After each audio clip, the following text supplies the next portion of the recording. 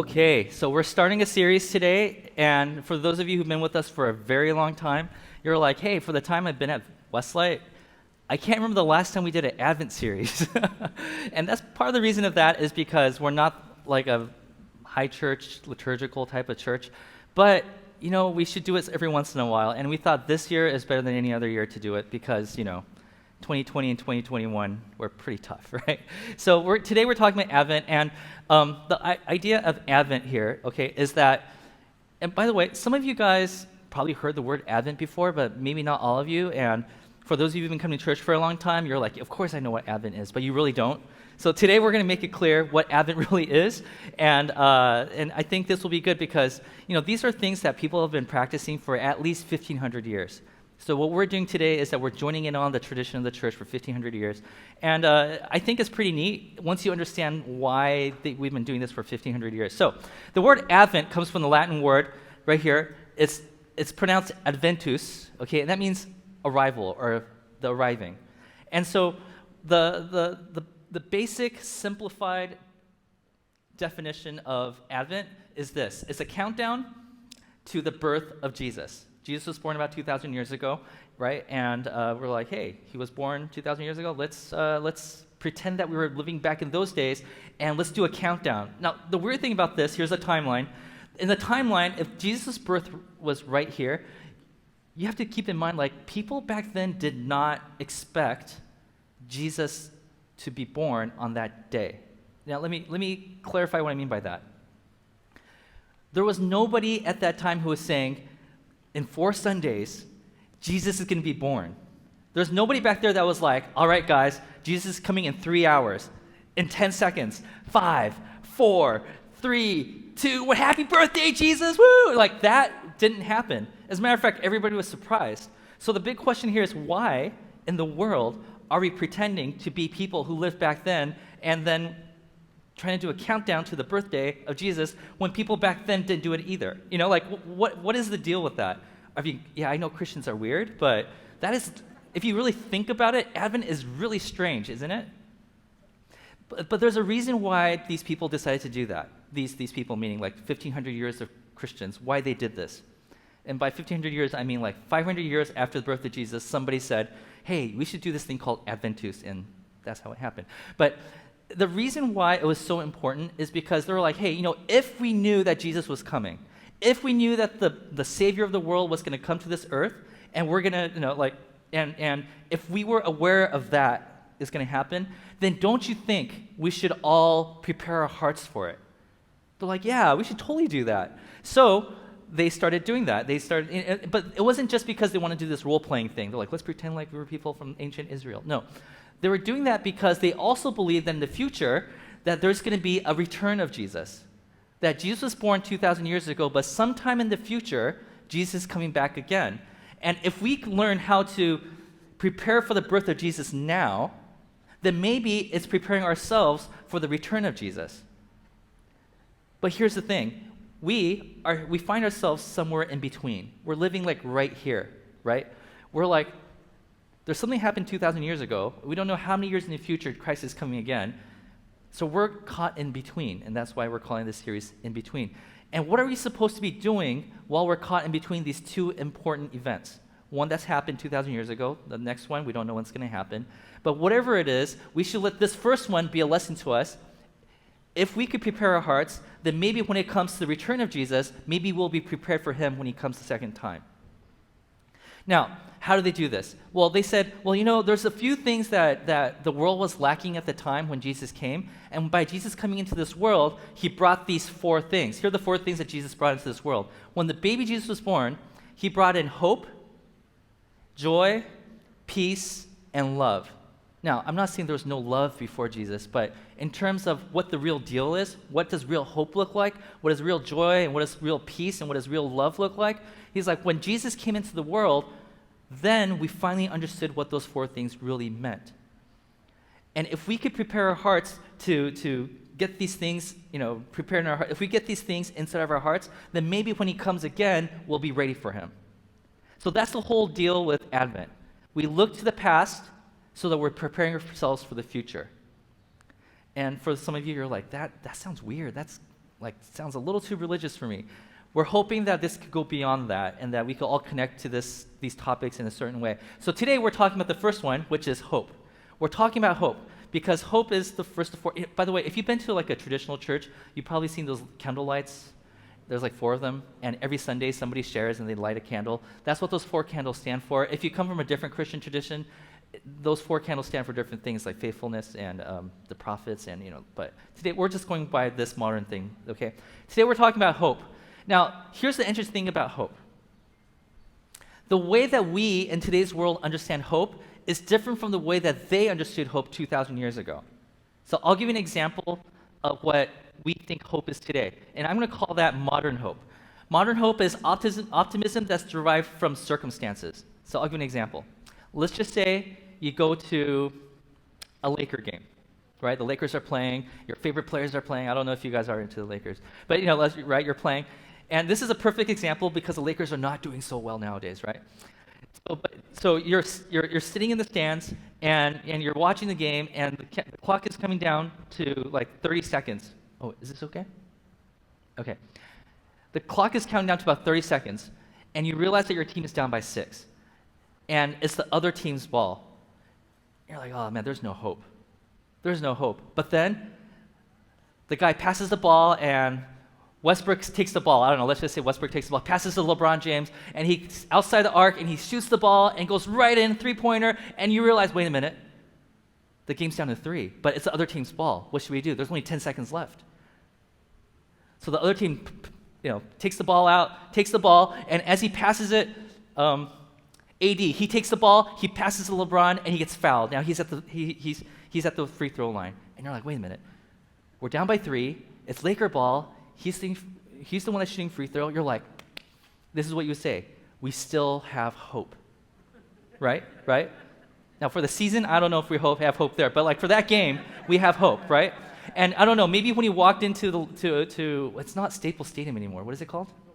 Crypto something? Yeah, whatever. Yeah, right.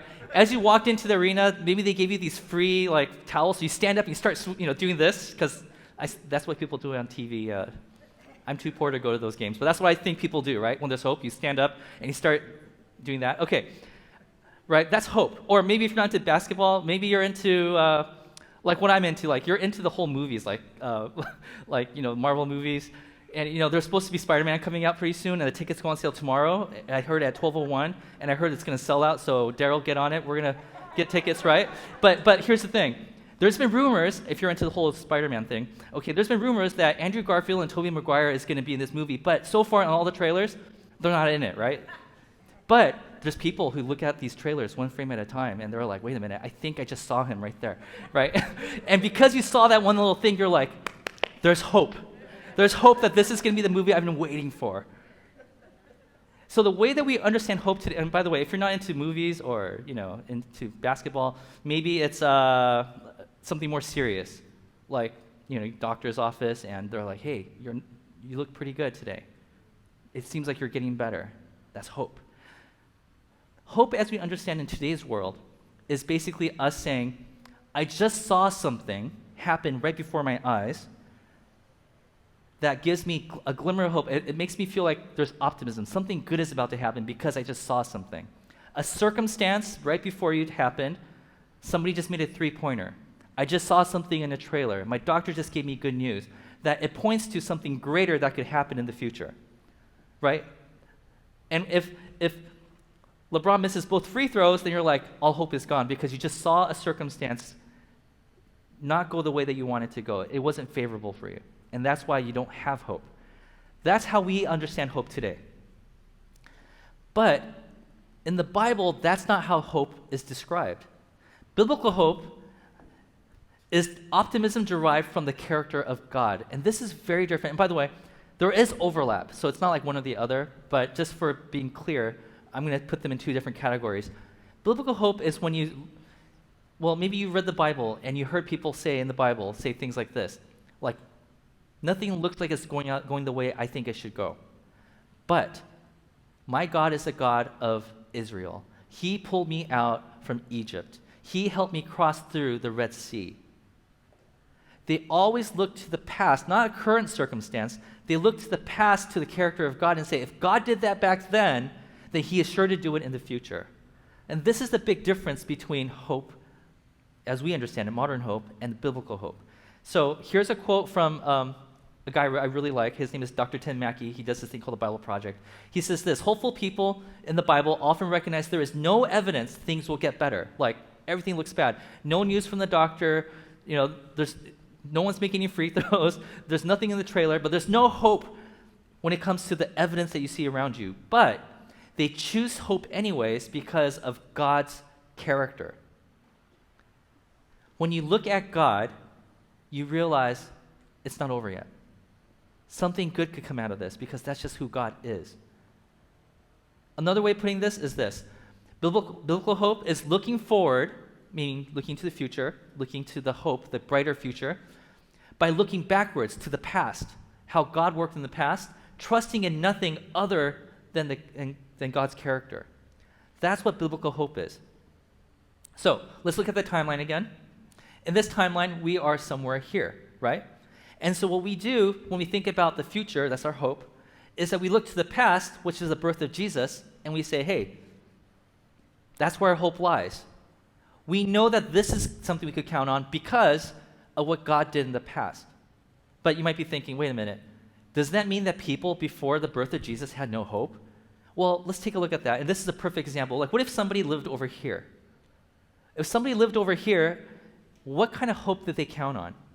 Well, let's take a look. So one of the things I want to share with you guys is that in the middle of the Bible, there's a collection of poems called Psalms. And if you're wondering, if you don't like narratives, because like a lot of the Bible's narrative, just story after story, right?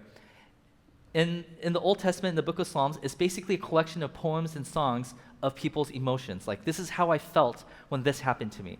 And the perfect example for today's sermon is Psalm 77. And I'm going to be using a translation of the Bible called The Message, which is more street language, so it's easier for us to understand. Let's take a look. Whoever this person who wrote this psalm is, I yell out to my God. I yell with all my might. I yell at the top of my lungs, and he listens. I found myself in trouble and went looking for my Lord. My life was an open wound that wouldn't heal. When my friends said, everything will turn out all right, I didn't believe a word they said. Have you been in this situation before when things look really bad and you're praying to God and you don't hear anything in return? You just feel like you are just wounded. People are saying, it's going to be fine. And you're like, no, it's not. Then you could totally relate to this guy. Next verse. I remember God and shake my head. I bow my head, then wring my hands. I'm awake all night, not a wink of sleep. I can't even say what's bothering me. I go over the days one by one. I ponder the years gone by. I strum my lute all through the night, wondering how to get my life together. You stay up all night wondering, how did I end up this way? Where did I go wrong? What choices did I make that made me the way I am right now, where I'm regretting everything in my life? This is the heart of the guy who wrote this. All pure emotion. Next verse. Will the Lord walk off and leave us for good? He's like, I messed up so much. Even God probably can't stand what I'm doing right now. Will he never smile again? Is his love worn threadbare? Has his salvation promise burned out? Has God forgotten his manners? Has he angrily stomped off and left us? Just my luck, I said. The high God retires just the moment I need him. Have you guys been in that situation where you prayed and prayed and prayed and you feel like God has turned his back on you? That's this guy. Now, right now, this guy's not just making things up. He's like, this is what I'm really feeling right now. Now, what I love about the next verse is that at this point, we see what biblical hope looks like. He says, instead of looking at this because it's so overbearing, I'm going to go look at what God has done in the past. That's the next verse. Once again, I'll go over what God has done. Lay out on the table the ancient wonders. I'll ponder all the things you've accomplished and give a long, loving look at your acts. So he's saying, everything that is messy in front of me, I'm just going to clear the table and start over again. I'm going to start off by looking at what God has done in the past. So he's starting to write down his chalkboard. Oh yeah, he did this for my ancestors. Oh, there's that thing that happened to me when I was a teenager. And he starts listing all the things that God has done in the past. And then this is what he came up with. Oh God, Your way is holy. No God is great like God. You're the God who makes things happen. You showed everyone that you can what you can do. You pulled your people out of the worst kinds of trouble, rescued the children of Jacob and Joseph. What he's doing here is that he's looking back at his own Jewish past. His Jewish past is basically, we used to be slaves in Egypt.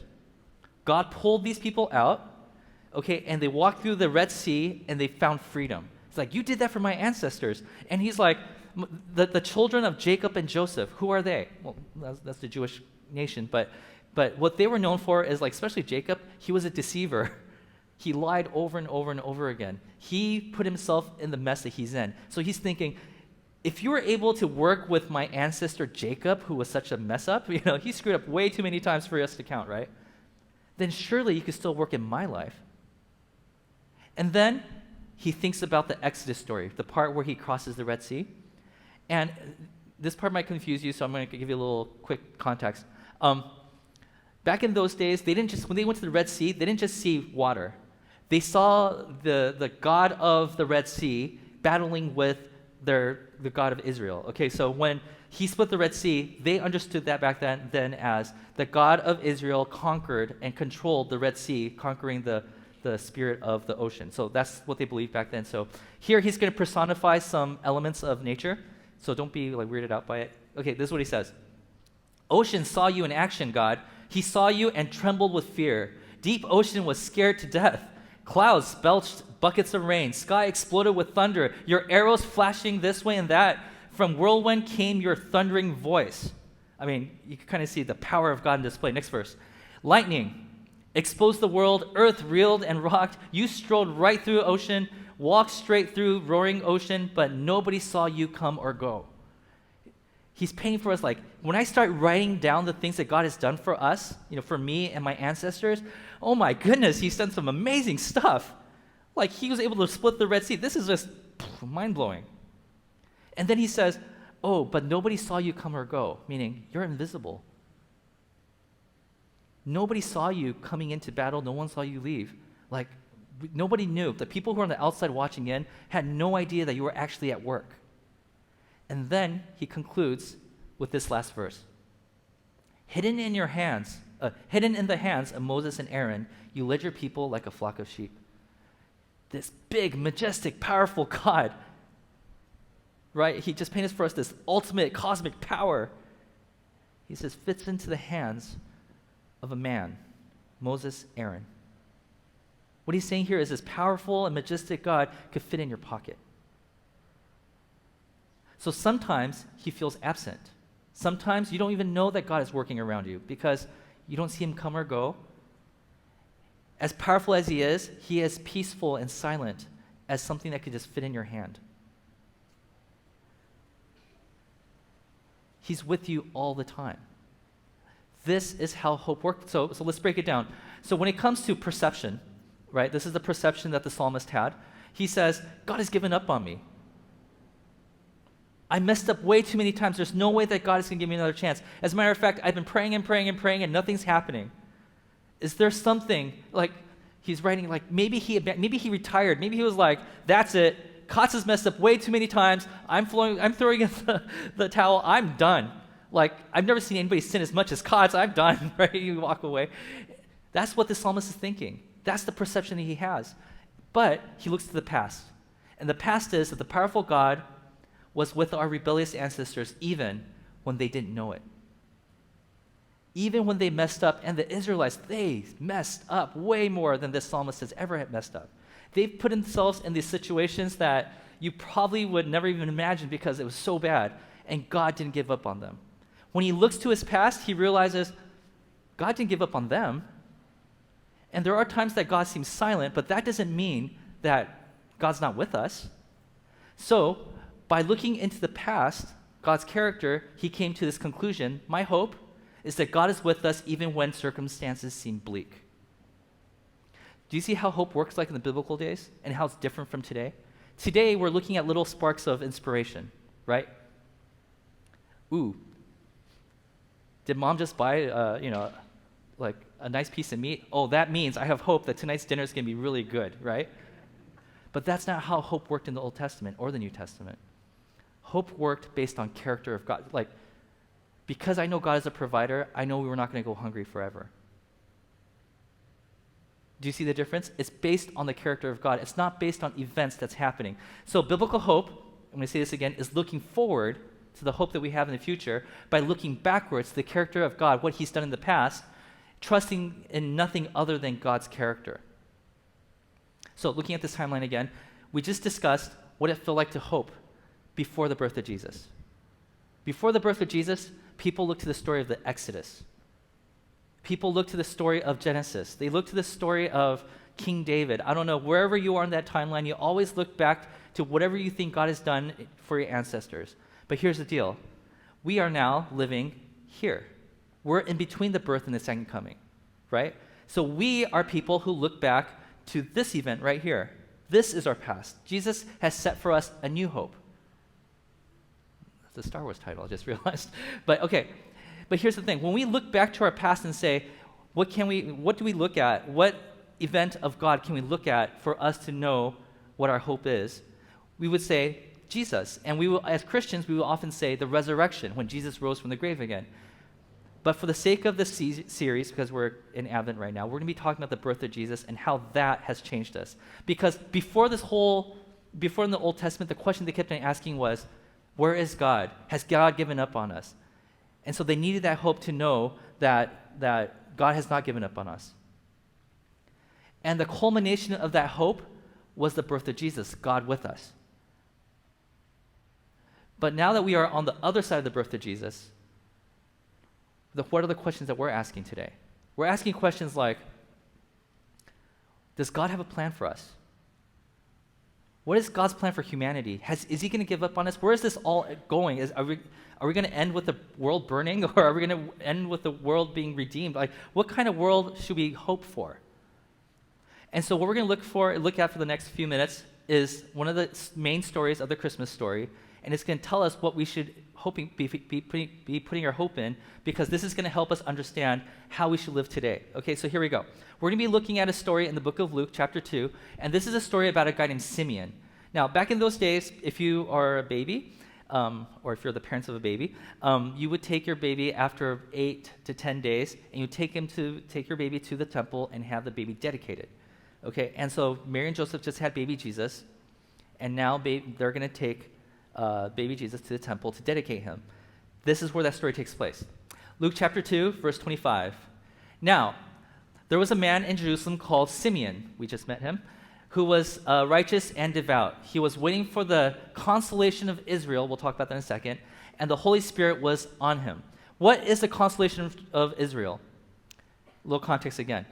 In the book of Genesis, there's a guy named Abraham. He's the founder. He's the first person of the nation of Israel, okay? God gives Abraham this simple task. Well, it's not simple, but it's easy enough to remember, hard to execute, which is, I want you to rescue the whole world. One job, that's it. Rescue the whole world. The way you're going to do it is that you and your descendants, which is eventually called Israel, you and your descendants are going to bless every single person you come across. It's pretty simple to remember, really hard to do, right? But over time, if you read the Old Testament, this is what happens. Israel starts to get full of themselves. They're kind of like, hey, God chose us, not them, so we're pretty awesome, I guess, right? And so they start messing up. And because they start messing up, they start making a lot of bad decisions. They don't help the people around them anymore. So all these other nations start intruding and coming in and destroying their land, taking over their land. And since then, it's been happening over and over and over and over again. And by the time that Simeon is alive, there's been the Assyrians, the Babylonians, the Persians, there's the Greek, and now the Romans. The Romans are here, and they're taking over the land. And remember, if Israel was supposed to be the nation that's supposed to save the world, rescue the world, right? But right now they can't even save themselves because they're being intruded, and they have like the Roman occupation happening. Like, they're a laughingstock. They were supposed to be the light of the world, and now people are laughing at them because they can't even help themselves. And so Israel has been looking for a consolation. Somebody needs to console him. Somebody to say, there, Israel, everything's going to be fine.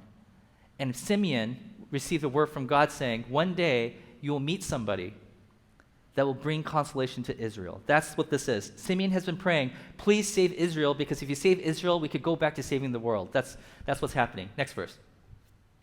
It had been revealed to him by the Holy Spirit that he would not die before he had seen the Lord's Messiah. Messiah is a prophesied character in the Old Testament that's going to come soon, right? That says there's a person who's a king. Messiah means king. A king's going to come who's going to fix everything, take all the wrong things and make it right. Moved by the Spirit, he went into the temple courts. He's like, I have a feeling that God is telling me that today I'm going to meet the Messiah, the one that was promised for centuries now. Next verse. When the parents, that's Mary and Joseph, brought in the child, Jesus, to do for him what the custom of the law required, Simeon took him in his arms, which I'm hoping he asked for permission, and praised God, saying, and this is what Simeon says, Sovereign Lord, as you have promised, you may now dismiss your servant in peace. I have finally seen the promised child, the Messiah. Now I could die in peace. That's what he's saying. For my eyes have seen your salvation, we'll come back to that, which you have prepared in the sight of all nations, a light for revelation to the Gentiles and the glory of your people Israel. Okay, this is really cool. This is what Simeon's saying. All my life I've been waiting for Israel to get back on the right track. And God promised me that one day I will meet the one that's going to help us do that. And I believe it's this child. Salvation here isn't about going to heaven after you die. He's talking about when is God going to come to this earth and fix everything and save all of us, rescue all of us. If he rescues Israel, then he's going to rescue the whole world. You see, the hope that Simeon has here is not a hope of one day I'm going to die and go to heaven. What he's talking about here is one day God's going to come to this earth and he's going to fix everything. So, if we were to, now we are people who are after the birth of Jesus, the perception right now is this, okay? Because we all have a perception of what hope is. The perception is this: the world is getting worse. Have you guys seen the world? God has given up on the world. There's a new variant. What is it called? Omicron? Sounds like a Transformer name, but yeah. The world is more divided than it's ever been before, at least in my lifetime.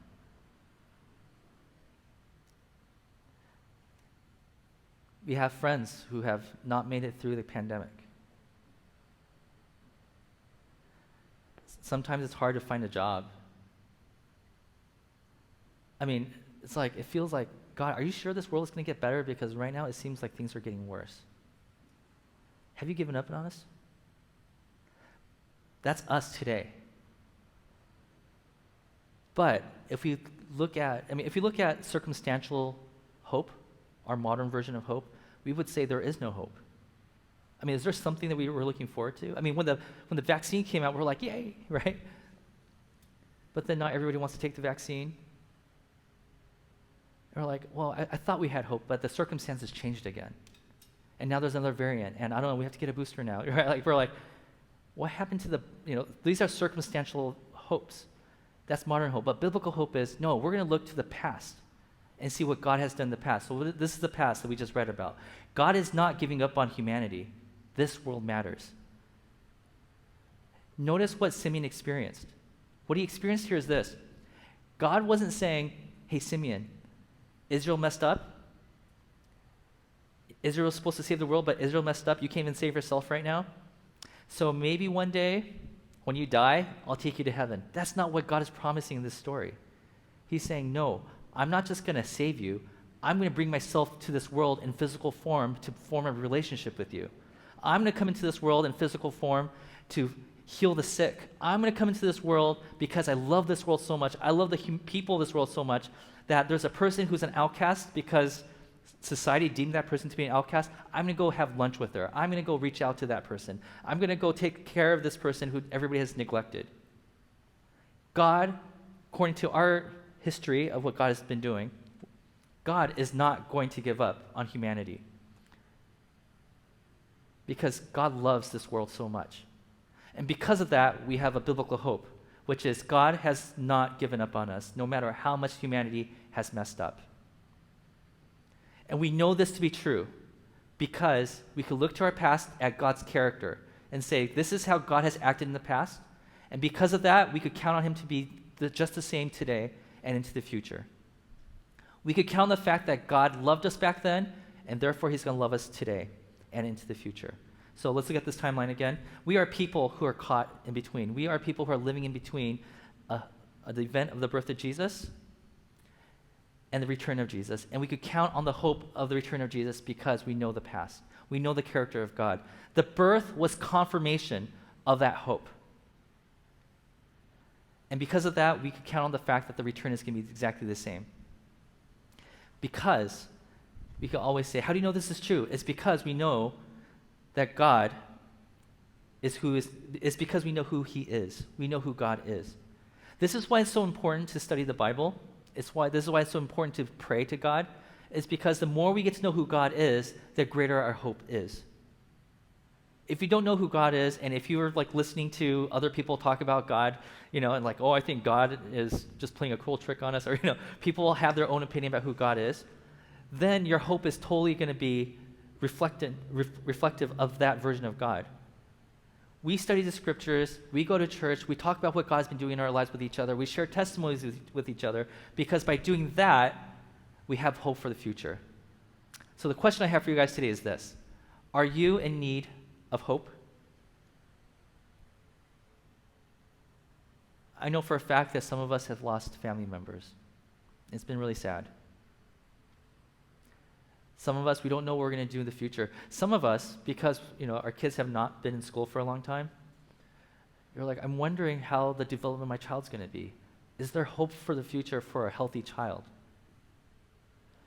Maybe you've witnessed or you've been a part of, been a victim of all the crime that's been going on. Are you in need of hope? Instead of looking at, is the police doing their job? Is the people who elect, are they doing their job? Instead of looking at the circumstances around us, what the Bible calls us to do is ask a different question, which is this: what do you remember about God? Maybe as a teenager you had an experience. You had an experience with God that was rich. And you're like, yes, I felt the love of God back then. I felt like I was not alone. And because of that, even though I might not feel him today, I know I'm not alone today. Because I look back to the character of God.